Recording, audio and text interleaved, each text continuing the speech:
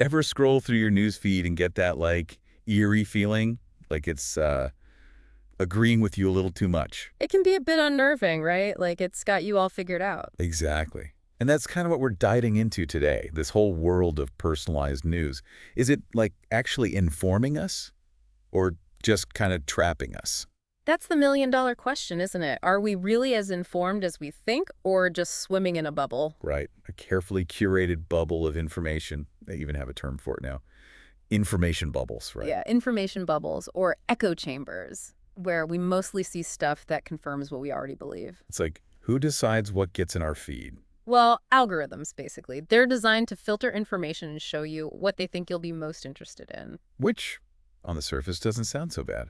Who wants to waste time on irrelevant stuff? Exactly, but it's that fine line, right? Because this kind of filtering can accidentally create these echo chambers where you're missing out on other viewpoints. Oh, totally. It's like that friend group where everyone agrees all the time, and anyone who disagrees is out of there, comfy, maybe, but not exactly the full picture. Precisely. Our source material actually had this great example. Imagine being super into health and wellness, right?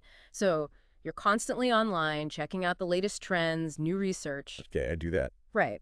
But because of these algorithms, you might only see articles about like natural remedies or alternative They're therapies. not like actual medical breakthroughs and stuff. Exactly. Potentially missing out on crucial information just because the algorithm thinks it knows what you want. That's kind of scary. You think you're being healthy, staying informed, but maybe you're only getting half the story. And that's where confirmation bias comes in. Our brains are kind of hardwired to favor information that already fits our worldview, even if it's not the whole truth. So it's not just about feeling comfortable. It's like potentially messing with our understanding of reality itself. Exactly. And it's not like we can just ditch all news and search engines. They have their benefits. But being aware of these potential downsides is super important. So how do we break free? Is it as simple as just telling people, hey, go read more diversely? It's a bit more nuanced than that. It's about becoming more discerning consumers of information, which is where media literacy comes in. Okay, let's break that down. What does it even mean to be media literate these days? It's not enough to just read more. It's about reading critically, questioning headlines, considering the source, looking for evidence, and yeah, actively seeking out those differing opinions. Basically engaging with information thoughtfully, not just passively absorbing it. So reading critically, got it. But like, how? Any like practical tips? It sounds like a lot. It's like anything else, right? Practice makes perfect. But there are definitely things you can do. One super easy one, whenever you're checking out a new website, especially a news source, scroll all the way down. Usually there's that About Us section. Oh, right. Totally forget about those. Yeah, but they can be super telling, give you clues about their biases, funding, all that stuff that might be influencing how they present information. Makes sense.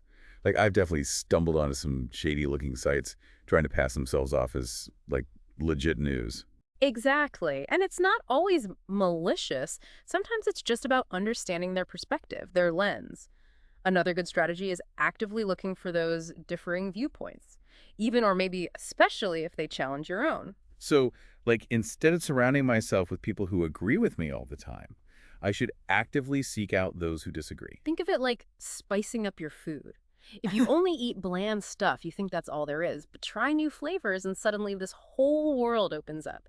It's the same with information. I like that analogy. So, trying new things, expanding our information palette, it makes us more well-rounded. Is that the idea? Exactly. It's about questioning what we think we know, recognizing there's rarely one right answer to anything complex. And those moments where our beliefs are challenged, that's where the real learning happens. You know, it's funny you say that. I was just thinking about that quote from Eli Pariser you mentioned. Something about a world built on the familiar having nothing to learn. It's like he's warning us about those comfy information bubbles. He was. And the scary part, it's not always a conscious choice. Algorithms are so smooth, so personalized, we might not even realize we're being nudged. Sneaky. And it's true, our source material actually mentioned a study back in 2023 by Robertson and his team. They found that, yeah, diverse viewpoints are out there, but people aren't always using them. It's like we have all the ingredients for a great meal, but we keep making the same old dish. We default to what's familiar, even if it's not the most enriching.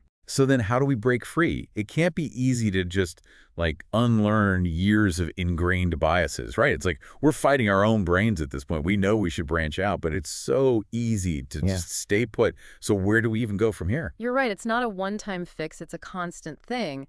But just knowing that, that's huge. Being aware of confirmation bias, of how these bubbles can sneakily shape us, that's step one. Okay, makes sense. But what then? Like, what can I actually do to catch myself in the act? You know, combat it. It goes back to that media literacy muscle we were talking about, one of the simplest but most effective things.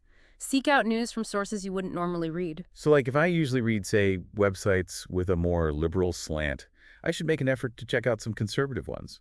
Exactly, and vice versa, of course. The point isn't to change your mind necessarily.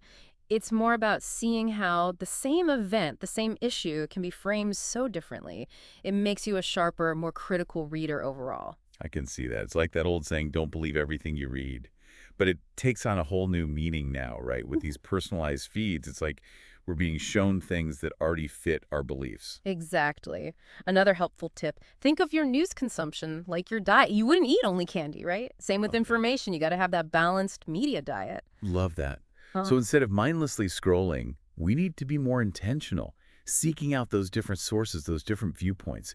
100%. And remember, none of us are going to be perfectly informed, completely bias-free. That's not realistic.